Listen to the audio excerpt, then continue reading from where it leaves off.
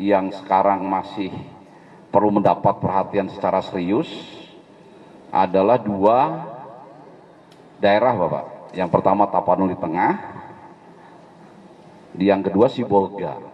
Mewakili seluruh masyarakat Tapanuli Utara, Bapak Menko, mengucapkan selamat datang. Kami laporkan memang Bapak Gubernur Sumatera Utara juga ada di Tapanuli ini, termasuk Bapak Bupati Tapanuli Utara. Tapi mungkin semuanya sedang bergerak ke lapangan, Bapak. Jadi mungkin tidak bisa kami hadirkan, tetapi nanti pada saat Bapak berkunjung ke lapangan, para pejabat itu akan mendampingi. Kami izin menyampaikan laporan secara rinci dan singkat, Bapak, terkait bencana yang menimpa 3 provinsi Sumatera Barat. Kami tiap hari juga sudah memberitakan konferensi pers, tetapi mungkin juga karena bencana ini sangat masif, barangkali ada hal-hal yang perlu mendapat arahan dari Bapak Menteri Koordinator Bidang Pembangunan Manusia dan Kebudayaan. Kami mulai karena Bapak sekarang ada di Sumatera Utara, jadi kami akan mulai dengan penjelasan segala sesuatu yang berkaitan dengan bencana di Sumatera Utara.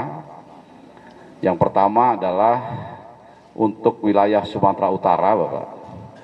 Ini ada beberapa kabupaten kota yang terdampak, bahkan kota Medan yang merupakan ibu kota provinsi juga sempat banjir, Bapak. Tetapi per hari ini adalah hari keempat untuk Sumatera Utara, karena Sumatera Utara itu duluan yang terkena bencana, Bapak. Jadi mulai tanggal 25, 26 itu hujan deras, sehingga kita masuk baru tanggal 27. Jadi kalau Bapak Menteri melihat di gambar ini relatif sudah bisa teratasi, Bapak. Dari mulai Langkat, Medan, Tebing Tinggi, dan Asan ini sudah relatif, tidak perlu penanganan secara terpusat dari pusat. Nah, yang menjadi PR kita di wilayah Sumatera Utara adalah wilayah Tapanuli ini, Bapak. Jadi yang terdampak ada Tapanuli Utara, ada Humbang Hasundutan, ada Tapanuli Selatan, Tapanuli Tengah, Kota Sibolga, kemudian sampai dengan Langkat. Nah, di kabupaten kota yang tadi saya sampaikan, yang sekarang masih perlu mendapat perhatian secara serius adalah dua daerah, Bapak. Yang pertama Tapanuli Tengah, yang kedua Sibolga. Kenapa ini mendapat perhatian penuh? Karena terisolir, Bapak. Jadi Tapanuli Tengah ini hanya bisa dicapai lewat udara, di mana di Tapanuli Tengah itu ada kota Sibolga. Nah, kota Sibolga hanya bisa dicapai lewat darat dari Tapanuli Tengah dan bisa dicapai lewat laut. Inilah yang kemarin sore sempat viral di kota Sibolga, adanya upaya mengambil logistik. Jadi kami sudah cek ke personil kami yang bisa masuk ke sana, itu mereka mengambil bahan makanan, Bapak. Jadi tidak bersifat menjarah atau merusak, memecahkan kaca dan lain sebagainya, tidak. Tapi dia menjarah bahan makanan.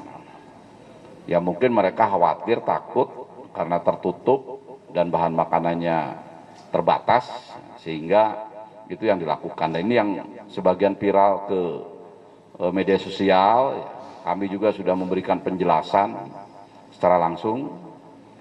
Mungkin Bapak Ibu sekalian kalau buka TikTok ada itu saya yang berbicara masalah penjarahan di supermarket, Bapak Menko.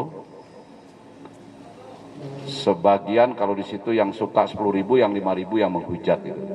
Jadi menghujat kami dan menghujat penanganan begitu. Tapi kami masih optimis karena yang mendukung juga masih lebih banyak daripada yang memberikan koreksi yang negatif. Tapi itu tentu saja menjadi pokok perhatian kami.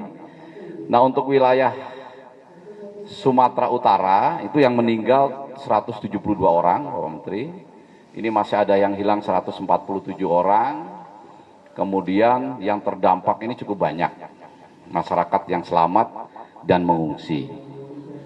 Nah, upaya yang kami lakukan Yang pertama adalah berusaha membuka jalur-jalur transportasi. Ini sekarang yang masih belum tembus Bapak Menko, ini dari Tapanuli ke Sibolga, ini belum bisa tembus karena di sini ada longsoran-longsoran yang sangat panjang.